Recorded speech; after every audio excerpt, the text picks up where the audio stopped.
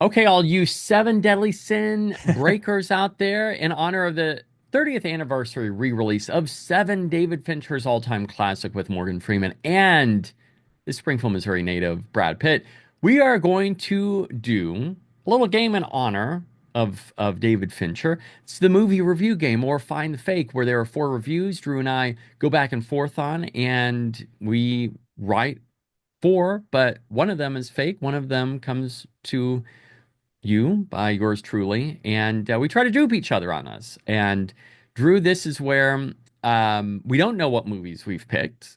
You don't know what I've gone with. You've actually gone with a backup this time, so you technically end up getting reviews slash writing a review for two movies.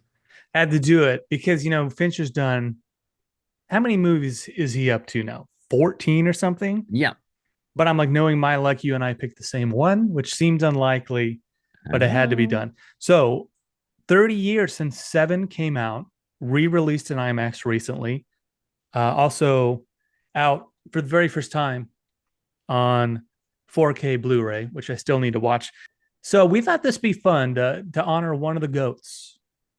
One That's of the right. goats. He's someone that you would you rank David Fincher as like in the top five of your For favorite sure. I would directors of all say time? top three. He's good. Make an argument, maybe my favorite. Marty's up there. Ooh, wow. Okay. Um, and one thing I love about Fincher is you have so few people that, and I've said this with Michael Bay, and this is necessarily the same thing, but Michael Bay has a style that Yeah, David Fincher has a style where for sure. you see him something that he's made, and you know that he did it. He's got a Mm-hmm. very noticeable signature on every one of his movies, outside Mm-hmm. of maybe Alien 3 is the first one. Even there's bits and pieces of that are very Fincher. And then Mank. Mank is the newest one that I don't think feels like a Fincher movie necessarily, I still haven't maybe seen that. intentionally. Even a grossly disturbing movie like Seven, though, you're like, I'll watch that over Bank.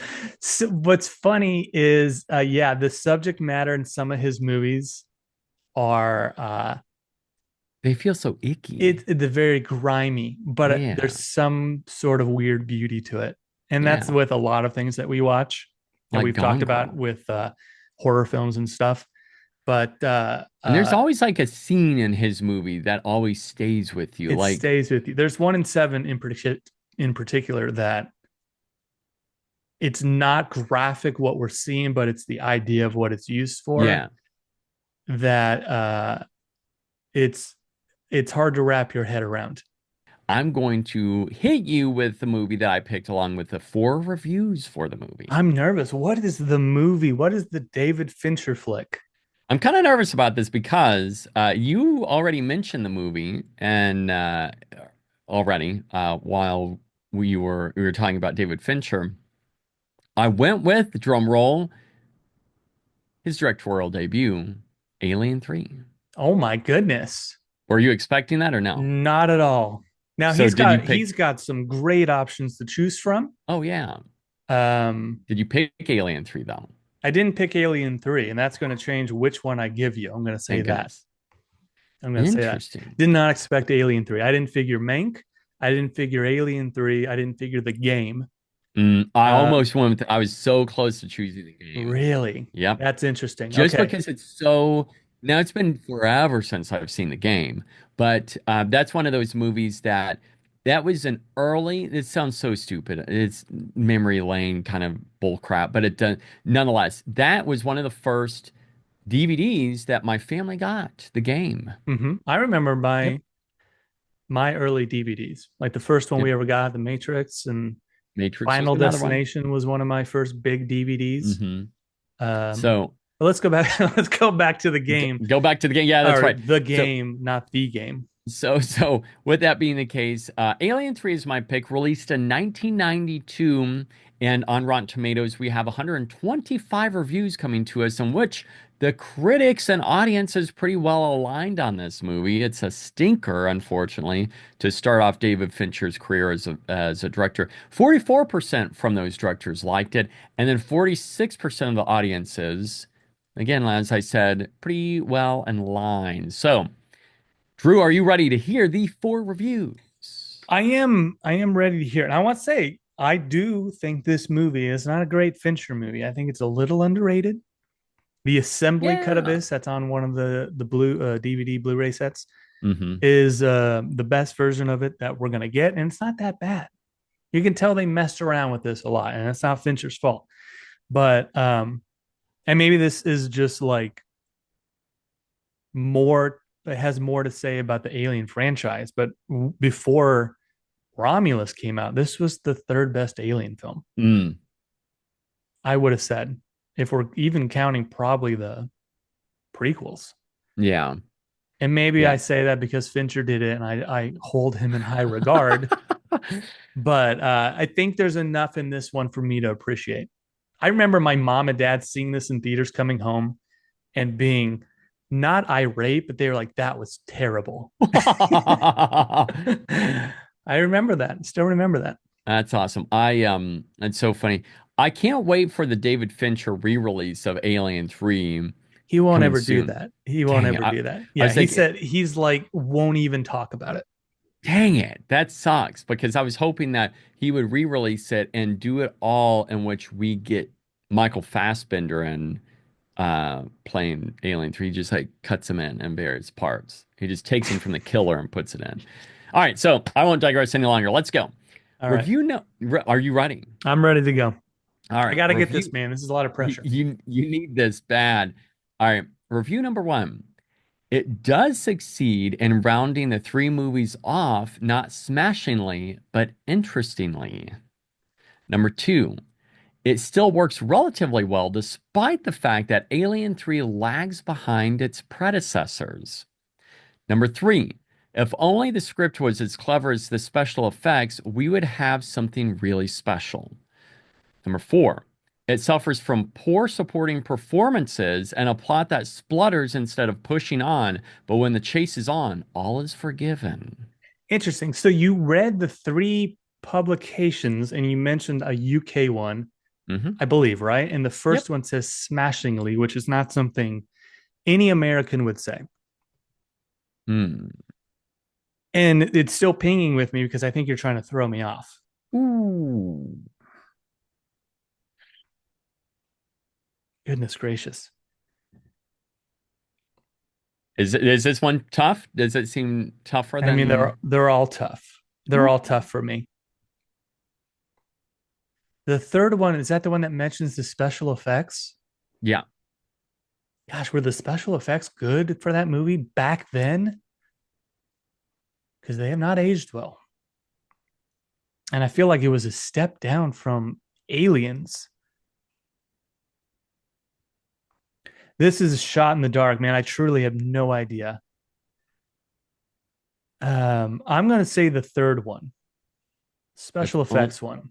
if only the script was as clever as the special effects, we would have something truly or something really special. Yeah, I don't know. This is tough. Are you locking in the third one? Yeah, I'll lock in that. Shot in the That dark. I truly have no idea. that comes to you from Daniel Posey of Quality Check Yes. Podcast.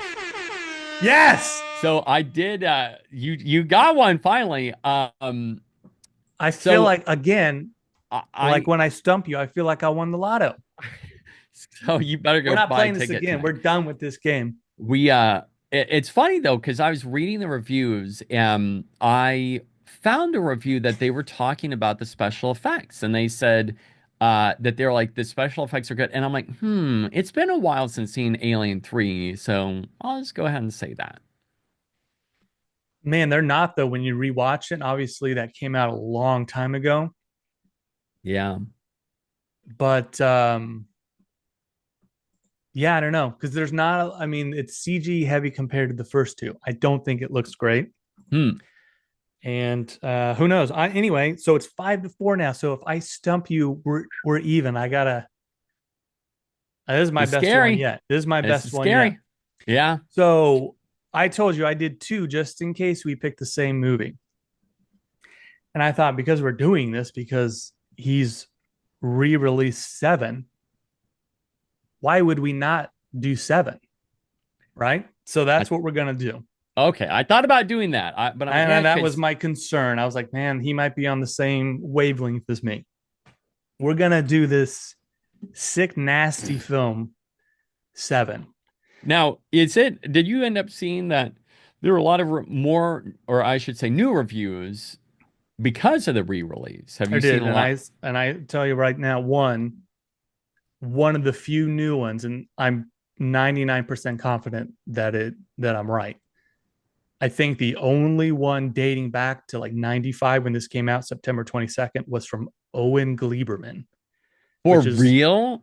I'd have to look back. I think that was the earliest one, and then it was like jumping to 2000. It was like I assume when the DVDs and stuff was coming out. So Not too September long. 22nd, 1995, 152 reviews, 84% from Mm, critics, 95% good from night. viewers. All-time classic. I would say this is my favorite David Fincher film. Mm. And he's done GOAT level movies. Oh yeah. Zodiac, I Fight think Club, Gone Girl is up there. Fight Club is bottom tier. in and out of my top 5. That Mm. will fluctuate depending on my age, weirdly enough. Social I think network. Social Network is in the top 5. The Killer Baby. Numero 5 usually is Girl with the Dragon Tattoo. Mm. Sometimes it's Fight Club. They kind of flip and flop. Are you ready for 7? Hit This is me. my this is my masterpiece. Well, I'm worried. Just like I'm worried. John Doe, this is my masterpiece. I really spent a lot of time crafting the perfect review to That stump you. this is where I just scream, "What's in the bag?" This is going to get us even in this game. Here we go. Review number 1. 7 is a very twisted number. If you're feeling bad about the state of the world, I can almost guarantee this film will make you feel much, much worse. Fake. 7 is unnecessarily gory and runs for a little too long, but neither of these elements detracts much from the film's enjoyability unless you have a weak stomach. That that, seems was, real. that was number 2. So number 3, you can tell there was a you can tell there was great pleasure in making something so perverse. Pitt and Freeman do strong work, but I can't say I'd recommend 7 to anyone. And then we have number 4. As the story progresses, as the story progresses, the film manages to become quite engrossing, but it is a bit disconcerting that it can be so compelling and repugnant at the same time. Oh, repugnant. There's that word. I know. We're having the Woo. layover or overlay with the Mel Gibson one Yeah. from last Yeah. week. Yeah. The old Fincher, the old 7. Hmm. Hmm. Hmm. Hmm.